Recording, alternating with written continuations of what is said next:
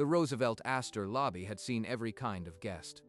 The man in the plain navy coat, however, was about to be told he was the wrong kind. Joseph Meridian walked to the concierge desk with a single carry-on and a reservation under his middle name. Donna Whitaker had been the face of the hotel for 23 years. In her opinion, certain faces didn't match the decor. Checking in? Yes. Reservation under Iverson. Joseph Iverson. Iverson. I am not seeing anything. Must be a mistake. There's no mistake. I made the booking 2 days ago. Please look again. Sir, if it's not in the system, it doesn't exist. Try the Holiday Inn, 6 blocks east. I'd like to speak with the general manager, please. Donna's hand hovered over the phone. She didn't pick it up. Instead, she pressed a button that summoned a bellhop to escort the guest out. The bellhop arrived within seconds. Ethan, 22, in a maroon uniform, the kind of young man who knew when a situation was off script. Ethan, this gentleman's reservation seems to be misplaced. Please escort him out to the street. But, ma'am, maybe I could double-check the system. Sometimes it glitches, especially with new reservations. I've asked 3 times for the manager. I will wait here until someone addresses my reservation properly. The manager is not available, and your reservation does not exist. Ethan, do your job now. Ethan's hand stalled over the case. He looked at Joseph, expecting fury, but found only a terrifying composure. Sir, I am really sorry. I have to follow orders. I am not angry with you, Ethan. Lead the way. They crossed the marble floor, a small procession under the chandeliers, guests turning to watch. Joseph's face was a mask, but his mind had already started counting the minutes. Ethan walked him through the grand lobby, past the gilded mirrors, past the curious glances of guests in evening wear, to the revolving door. Sir, I am sorry. This isn't how we should treat anyone, especially not in this hotel. You were polite. That's enough. I rarely get that in places like this. The revolving doors spun slowly. Joseph stepped inside the bronze cylinder, the cold glass at his back, the hum of the city muffled. 1 email. 1 chance for them to make it right. In the pocket of the door, the phone lit his face.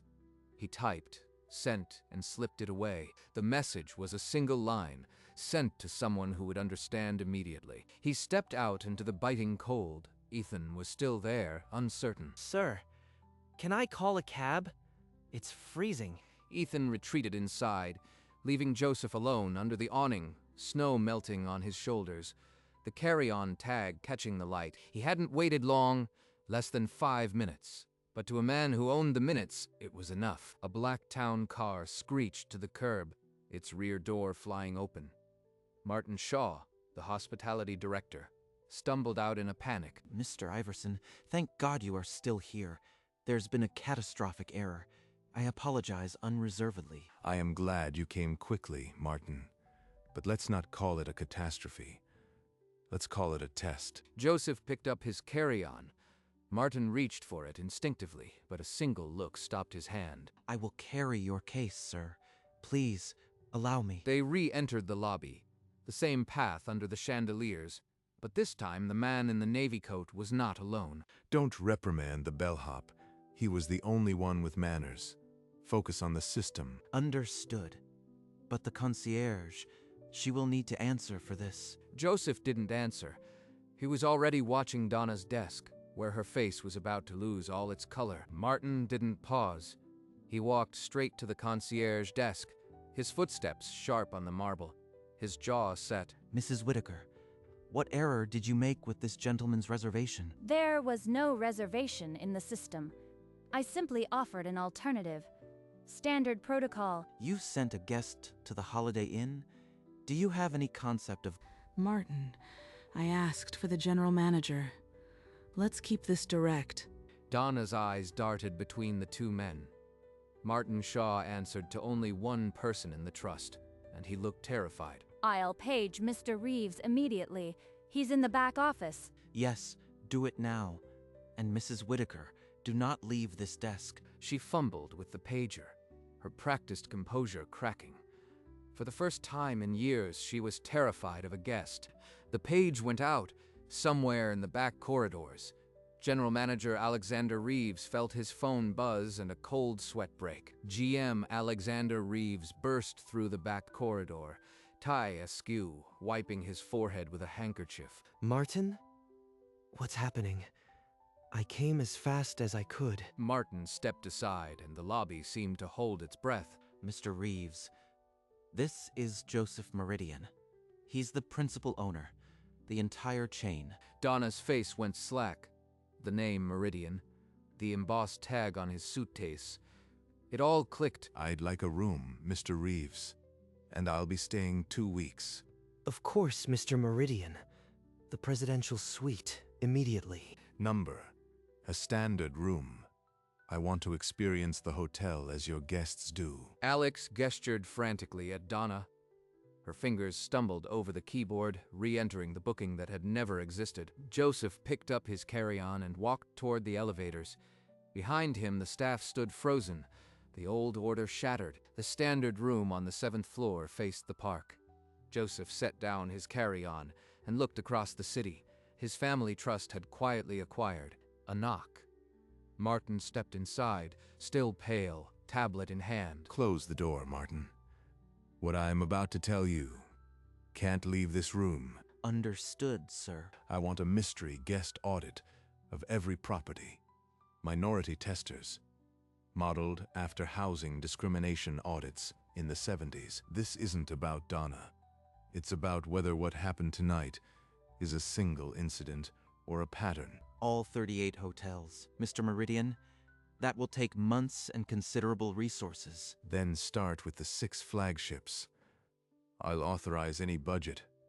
And Martin, I want the results unfiltered. I'll assemble a team first thing tomorrow. Discretion will be absolute. Martin left. Joseph stood at the window, the snow still falling. His mother had always said a hotel was only as good as its weakest welcome. The next morning, Joseph sat in the restaurant with coffee and a newspaper. His eyes weren't on the headlines. The waiter passed the black couple with empty glasses and stopped at the white table 3 times, not training. Habit. He watched a manager correct a white bellhop gently, then snap at a black housekeeper for the same thing near the elevators. Ethan saw him and smiled. Mr. Meridian, I heard you are staying a while. Can I help with anything? I know this hotel inside out. Call me Joseph. And tell me, what's the one thing this hotel could do better, but nobody asks? Honestly, sir, Joseph, we treat guests who look like you different. Most of us notice. We just don't say it. So the staff see it. It's not hidden, it's tolerated. He'd hear the same story from other junior staff in the coming days. The truth was loud and quiet at once. Back in his room, he added a new column to his notebook. Staff awareness. The audit was gathering shape. Joseph summoned Reeves and Mrs. Whitaker to a small conference room that afternoon. No coffee was served. I've been observing operations. Tell me, what bias training do your frontline staff receive? We have a module, annual, online, standard industry practice. This hotel has never had a discrimination complaint filed against it. Our standards are impeccable. No formal complaints. But I've spoken to staff who say otherwise. A gap exists. Donna's lip tightened. She recognized the trap, deny, and she'd be calling junior staff liars. Staff gossip isn't fact. If they have issues, they can file formal reports. They're afraid to. That's the point. Mrs. Whitaker. Alex wiped his brow. The owner wasn't shouting, and that made it worse. Nothing was decided. But as they left, Joseph's eyes lingered on the room's antique clock, ticking. The next morning in Martin's office overlooking the city, the early test results were already troubling. 3 testers have checked in. We're already seeing troubling disparities at 2 properties. Then it's not isolated. Expand the audit to all 38. No more waiting. Sir, the board will question the expense. They may resist. Let them. My mother didn't build this trust to protect feelings, She built it to protect every guest. He could still hear Eleanor Meridian's voice. A hotel is a promise of shelter. Joseph, don't let it be a lie. Contact the top consultancies. I want testers at every property by month's end. Unfiltered. And when we have the full report, if it confirms our worst fears, Then we expose it. We restructure. But no scapegoats. This has to be systemic change. Back at the hotel that night, Joseph stood by his window. The audit was no longer a probe. It was his mother's reckoning. 3 weeks later, the preliminary report landed on Martin's tablet. The pattern was undeniable. 17 properties flagged. Consistent bias in check-in procedures, room assignments, service quality. It's worse than I hoped. But I need to see the full board's reaction. Schedule the call. On the video call, 3 board members questioned the methodology. One called it an embarrassment risk. I won't bury this. We either correct the culture publicly, or we're no better than the discrimination itself. The board's silence was heavy. Then the chair spoke. You'll have our support, or you'll have our support, or you'll have our resignations. Then I'll do it alone. Effective immediately. I am restructuring the 6 worst properties. Martin stood behind him, already planning the rollout. The quiet route was gone. Prepare a press release. We announce the audit findings and the changes. No hiding. He knew the cost. Trust in his leadership was now on the line. But silence was never his mother's way. The next morning, Joseph called Alexander Reeves into the manager's office.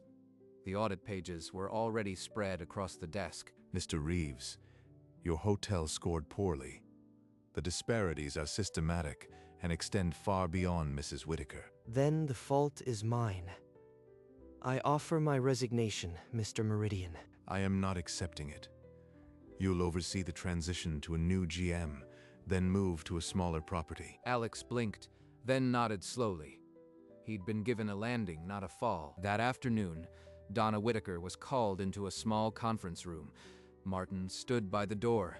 Mrs. Whitaker, you will not be terminated, but you will attend monthly diversity coaching with a consultant I am hiring personally. I don't understand. After what I did, why aren't you firing me? Because firing you solves nothing. If you can change, you stay. If not, the door is open. Donna's lips parted, then pressed shut. She nodded, the fight gone from her eyes. That evening, Joseph contacted a name Martin had sourced, Valerie Okonkwo, a consultant known for transforming service cultures. I need a program that isn't a checkbox.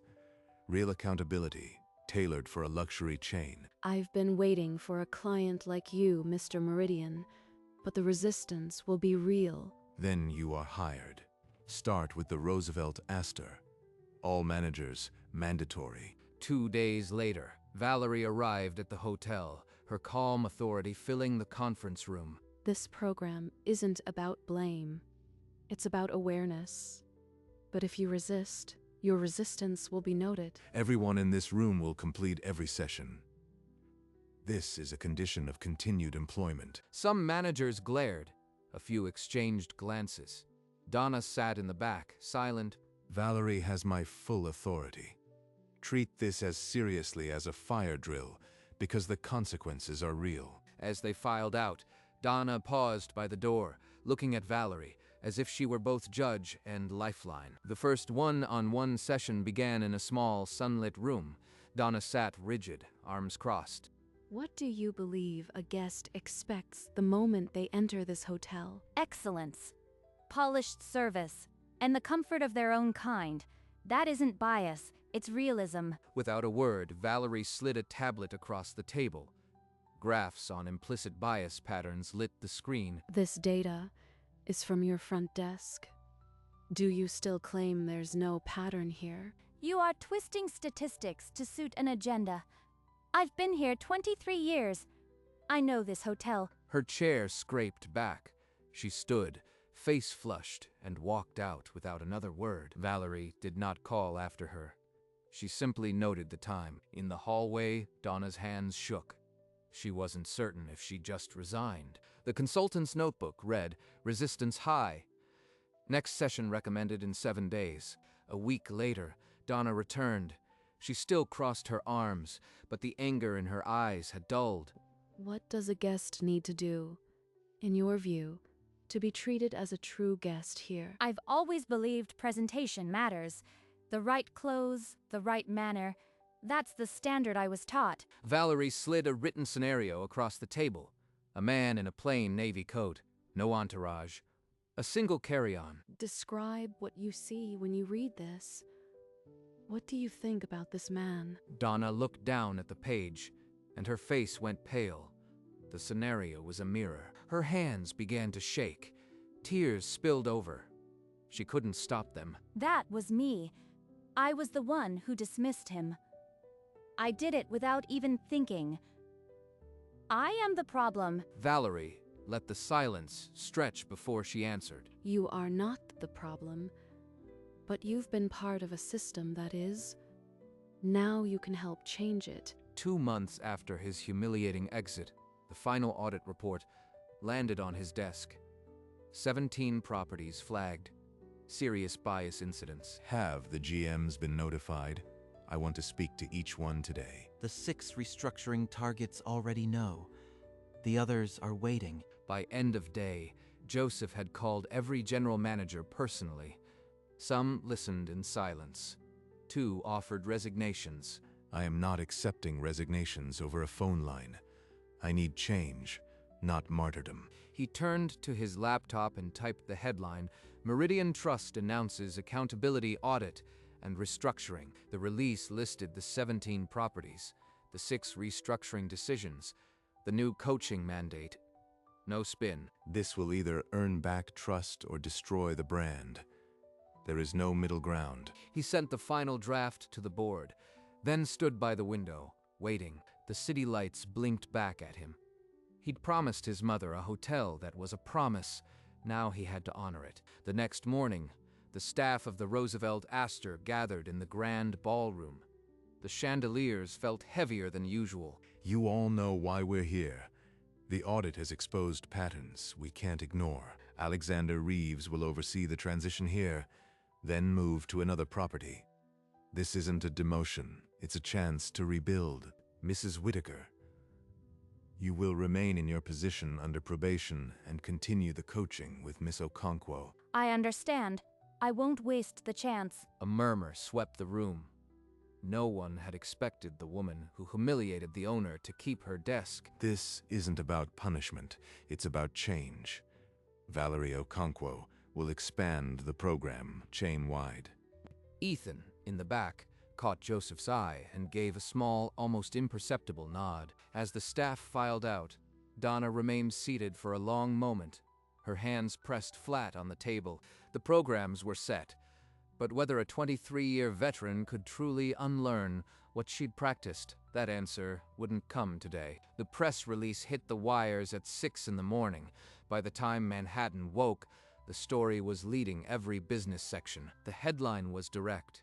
Historic hotel chain overhauls bias policies after owner's secret stay. The article inside detailed the audit, the 17 properties, the restructuring, and the mandatory coaching. Mother used to clip every article about the trust. She'd have clipped this one for the damage, then the repair. Joseph read the piece in the back of his town car, the tablet glowing in the morning light. Social media was ablaze. Most applauded. A few shouted publicity stunt. Joseph scrolled without flinching. Let them call it whatever they want. The testers' experiences are real. The change will be real. He glanced at his carry-on the seat, the same one, tag still glinting. A reminder of how it began. The car stopped. He stepped onto the sidewalk.